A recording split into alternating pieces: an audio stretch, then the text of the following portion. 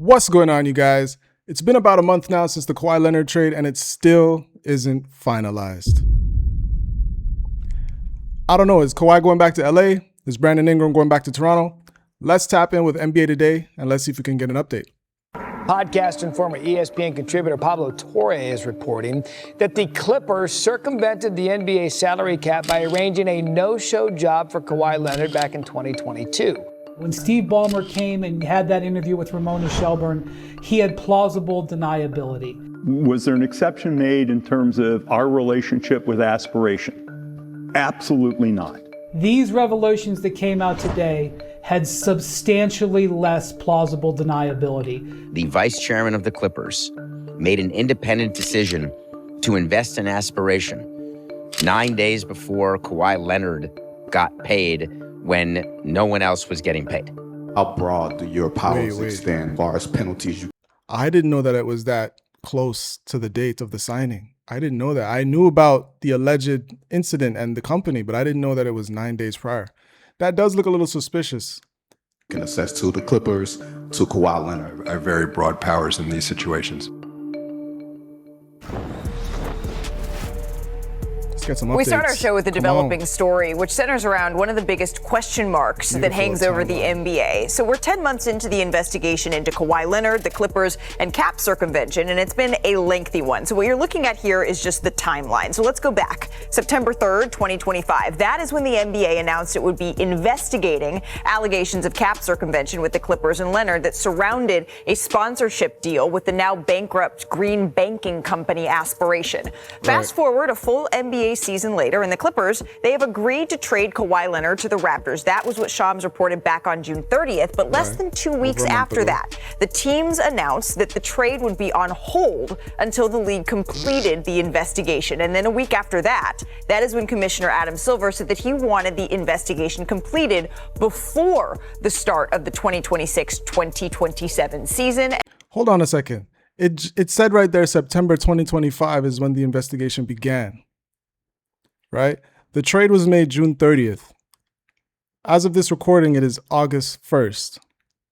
And the investigation still hasn't been concluded and Kawhi has been traded. And now you're like, as the commissioner of the league, I really hope we can get this concluded as quickly as possible to expedite the situation and finalize.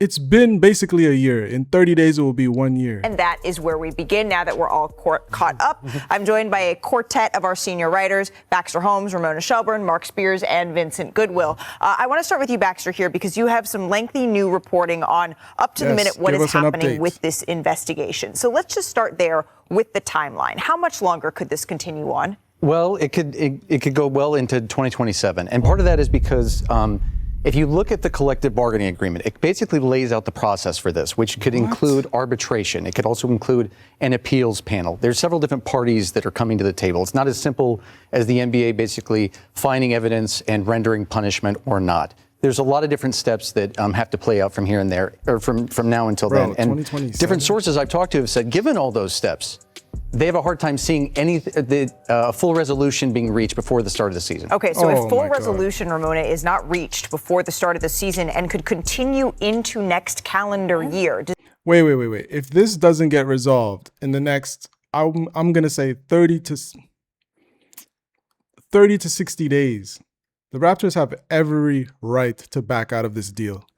Because essentially, if my understanding is correct, and that's why I'm watching this to try and get an update, because this was released today. My understanding is the Toronto Raptors will absorb whatever penalty it is that the league hands down to either Kawhi Leonard or the organization which he plays for, right? And until that deal is finalized, that organization which he plays for is the Clippers, right? Now, again, they're probably going to get into it. I really hope they do. But my assumption is that punishment will be either financial or just games missed or both. Think about it. If they were to expedite this investigation that's been a year now, right? Let's just hypothetically say that he's given a 25-game suspension.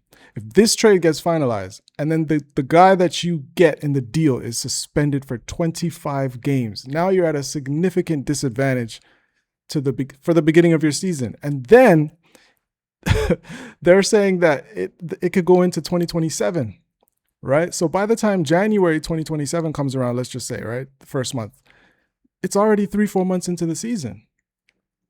The Raptors are going to be cooked unless they finish this investigation pronto. Does that open up the possibility that Kawhi Leonard could be on the Clippers to start the season? Yes. Oh I mean, it sounds crazy after a trade like this, but this was the Toronto Raptors being given a choice of, are you willing to assume the risks of something happening with Kawhi Leonard after the investigation is completed? And they are not willing to assume those risks. And so if they're not, then we get to the end of the summer, and there's not a resolution here, and there's nobody from the NBA who could say with 100% certainty that there. Okay, so hold on. Brandon Ingram, Grady Dick, 2 first-round picks. This is a big deal. This is a big deal. They need to hurry up and finish this off. Because if I like Kawhi on Toronto. I don't think he should have left. I don't think he should have ever left Toronto. Right? But that's the fan in me speaking. He's a grown man. He's got to do what he's got to do for his family, his finances, whatever. I just think it's odd to leave a team and not defend your championship, right? Whether he wanted to be here or not, remember he was traded, right? But then he's a professional. He went out, he grabbed his hard hat and his lunch pail and he took a team in 1 year all the way to the NBA Finals and won it, right? But I don't believe he should have left. But this is crazy. It's not just like a straight Kawhi for Ingram or Kawhi for 2 players. You got 2 first-round picks plus 1 swap and 2 second-round picks. League pending investigation. There's no way the Toronto Raptors should assume any penalty heading into 2027 until this is concluded. Won't be any fallout for Kawhi Leonard specifically. Then it's up to the Raptors. And I understand that because we just saw what happened with the Miami Heat and Terry Rozier. The NBA had an investigation. A couple of people pointed me to this very specifically. They had an investigation into Rozier. They didn't find anything. And then a year later, after the Heat had traded for him, they get stuck with a player who's now out of the league. And they given him draft compensation. Right. And settled that out of court. So I can one. see a world in which Kawhi Leonard is back on the Clippers if this trade doesn't go through. And the Clippers, quite frankly, are fine with that. Yeah. Now, they did the trade. They like Brandon Ingram, but they like Kawhi Leonard too. This only happened because they weren't really willing to extend him. I cannot remember a situation, Mark Spears, and you have covered the NBA much longer than I have, that has ever resulted in something quite What are you like going to give a this. max contract to a very 35-year-old? unprecedented. Like, what are we talking about? Yeah, and then the guy kind of stuck in the middle is like all-star Brandon Ingram. Sure. He and Glorilla trying to figure this out right now. Like, are we going to be in Toronto or are we going to be in LA? And I talked briefly with Rich Paul, and he's like, it's a business. Brandon knows it's a business. He's fine either way. He's also making $40 million. That helps. So this is like, a first world problem. But he said Brandon's in a good headspace. Either way, I would assume he might be upset, but according to Rich, he's good. Adam Silver's in a real trick bag here because he has to make a decision on the investigation, but also look steps ahead on what's taking so long? Arbitration could look like if there are penalties levied on Steve Ballmer. And we know Steve Ballmer can lawyer up as well as anybody. So see, that's the point right there. Let's talk about this for a second. Steve Ballmer. A lot of people don't know who he is or just how wealthy and how much money this guy really has. But look him up real quick. If you care, if you give a damn, right? But Steve Ballmer's pockets is deep. I'm talking about deep facts. All right. So there are rumors that people are afraid of Steve Ballmer because his pockets run so deep and money makes problems go away. Right. But there's no excuse for this investigation to go on over a year because you got to think it's not just the NBA involved right now. Law enforcement is involved. This is a legal matter where, correct me if I'm wrong, but didn't somebody get found guilty?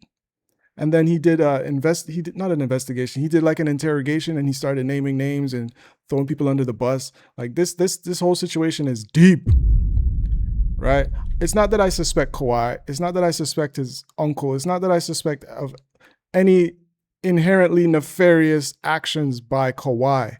It could have been done unbeknownst to him, right? Because the guy was acting pretty much like his agent. And at the end of the day, he should assume some responsibility. But if he's not the one directly handling the business, the X's and O's, obviously as a grown man, he's supposed to read the contract and all that. But I do believe that there's some fear towards implications for crossing somebody like Steve Ballmer and the energy and the finances and the wealth that he does bring into the league. Look at the Intuit Dome. They were like the little brother in the in the Staples Center for so many years. This guy has tried his best to turn the Clippers into a respectable, winning organization, you know, and then when they signed Kawhi and when they signed Paul George, it just didn't work out. But ultimately, at the end of the day, to wrap it up, I do believe that the Toronto Raptors have every right to pull out of this trade, for a lack of a better term, because they shouldn't be punished for the league's lack of coming to a decision over a calendar year, not just a season, like a whole year. It says that investigation started September 30th, 2025, and it's about to be September all over again. Let me know what you guys think down in the comments below. Do you think that Steve Ballmer is doing anything, you know, nefarious behind the scenes with that 30 mil and that company? Let me know what you guys think in the comments below. I'm going to see if I can find a latest update. If you have a latest update, drop it in the comments. I'll check it out. I'll be there. Talk to you guys in the next one. Peace.